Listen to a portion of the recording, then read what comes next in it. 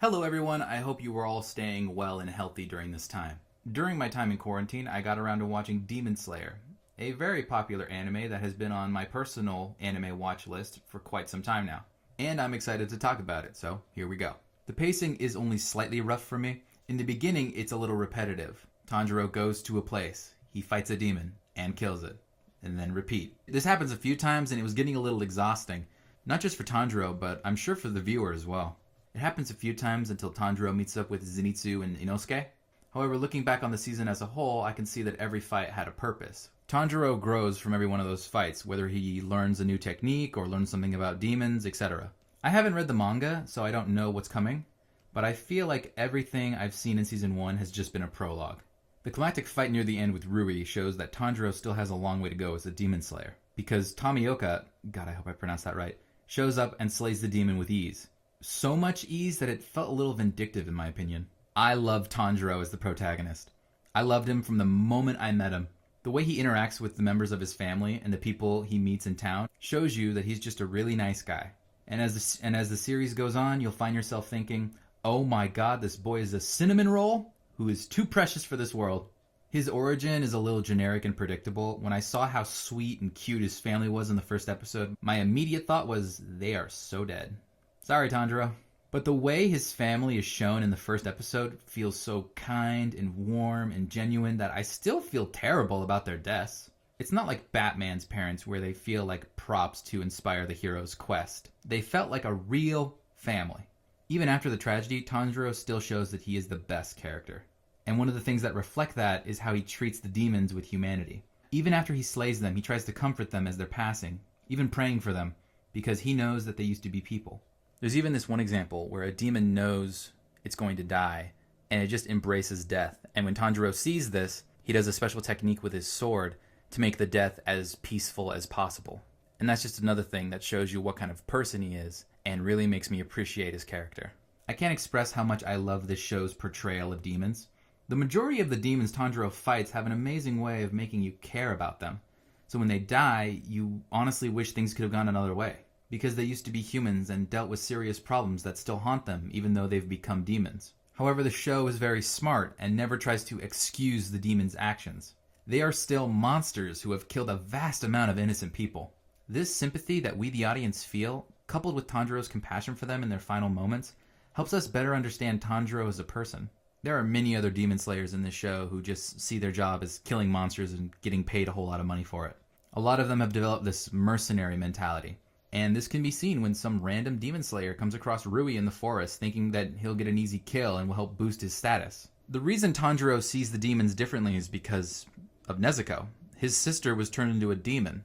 He has to see the humanity in demons, because if he sees demons as anything less than people, he'll in turn be denying Nezuko of the same thing.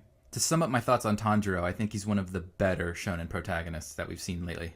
Moving on from Tanjiro, I really like Zenitsu. I love the way he's voice acted, and I love the way he's animated. The Japanese voice actor playing him legit sounds like he's on the verge of having a complete crying fit, which works well because that's most likely what his character is doing. From what I've heard, there are people who are annoyed with this character, particularly because of how much of a coward he is, or they see him as a womanizer. He has this thing where he flirts with every cute girl he meets, a trait that is common with at least one character in a shonen property like this. But I feel like Zenitsu is pretty tamed in comparison to other characters who fit that role, like Jiraiya or Mineta. I personally wasn't annoyed by it. I also thought his illogical way of thinking was funny and really entertaining. Like that scene where we first see him fall asleep and kill that demon and then wake up, and he thought it was the kid who saved him. And then after that, he's just desperate for that kid to come with him because he thinks he's really strong. During that second time where he falls asleep and fights that spider demon, when he woke up from it, I honestly thought he was gonna think that it was the bird who saved him, his little sparrow friend. I thought that would have been hilarious, but they didn't go there. I really like the idea that he's practiced the same fighting technique, Thunderclap and Flash, so many times that he can do it in his sleep. Which I mean literally, because he's too scared to actually fight when he's conscious. It's an interesting idea, and I can't wait to see where the series goes with it. Okay, now I'm gonna move on to the third member of this show's main trio, and that's Inosuke, the guy with the pig head. Inosuke is my favorite character. He kind of acts like Bakugo from My Hero Academia if Bakugo was a goofy dumbass who had no filter. My favorite moment from him is during the mountain arc, where he sees Tanjiro save one of the people who's being controlled with spider threads by throwing her into a tree. And Inosuke just goes, "What? I want to do that too!" And then he starts running, flailing his arms in the air and laughing like a maniac. I really like how his pig head can be menacing but silly at the same time. It goes to show just how great of a design that is. I also love how much you can tell about his character without the show actually telling us. He grew up in the wilderness, raised by wild boars. Tanjiro and Zenitsu are his only friends. He thrives on compliments and feeling like a part of a team because he's never had that before. I love how his feelings are represented by these puffballs. I'm pretty sure they're supposed to represent that fuzzy feeling he's getting inside. Another one of my favorite moments is when Tanjiro frees Inosuke from the spider threads. And Tanjiro says some stuff like, "Let's work together. We can beat him together." Just your typical shonen speech about teamwork. And Inosuke replies with, "Hey, quit making me feel more giddy than I already am." I love how much he acts like an animal. He constantly tries to act like the alpha male of the group. He tries to start fights with Tanjiro by stealing his food and claiming the first bed. But Tanjiro lets him behave that way because he knows that Inosuke doesn't know any better, and because Inosuke ultimately isn't really hurting anyone. I also really love the reoccurring joke where Inosuke says Tanjiro's name wrong. It's so simple, but something about his execution makes me laugh. Now that I've talked about the show's main trio, I want to talk about their dynamic. I love how none of them really meet eye to eye on a lot of stuff, like violence. Like for Tanjiro, he never resorts to violence up to a certain point. Then he'll take necessary action. For Inosuke, he leads with violence, usually taking the violent approach, probably because he feels like any problem he encounters can be solved by punching it a whole lot. And we all know Zenitsu's too scared to actually fight anything. It also helps that I've never seen a dynamic quite like this in other shonen titles. There's one other character I have left to talk about. I think Nezuko is interesting. I feel like the only reason she's so popular is because she's cute. But I think it's weird because Nezuko is basically a pet. She's very docile and submissive. I don't know. Is that why people like her? She doesn't really have much of a character because she doesn't talk. She has a bamboo gag in her mouth for the majority of the show. I will say this. The bit where she's running and then shrinks to dodge the sword blade was so damn adorable. The animation in this show is top tier. The designs on the characters are unique, but on top of that, the fight scenes are a spectacle. So many of the shots look like living paintings. I'm especially a fan of the water effects, but also the animation they use for the comedic moments is incredibly unique. I don't think I've ever seen over-the-top anime expressions quite like that before. I'm also a fan of how ambitious the character designs are. The designs are filled with so much detail. Like Tanjiro wears a black and green checkered coat. It could have just been a regular green coat. And Nezuko's pink kimono has these lines all over it. Zenitsu's outfit is covered in these triangles, and Inosuke's swords have divots in them. All of these are stylistic choices that actually make it harder to animate. It would have been a lot easier if the animators took out those details and made their outfits like one color, or just gave Inosuke regular, smooth swords. You have to appreciate the effort put into that type of animation.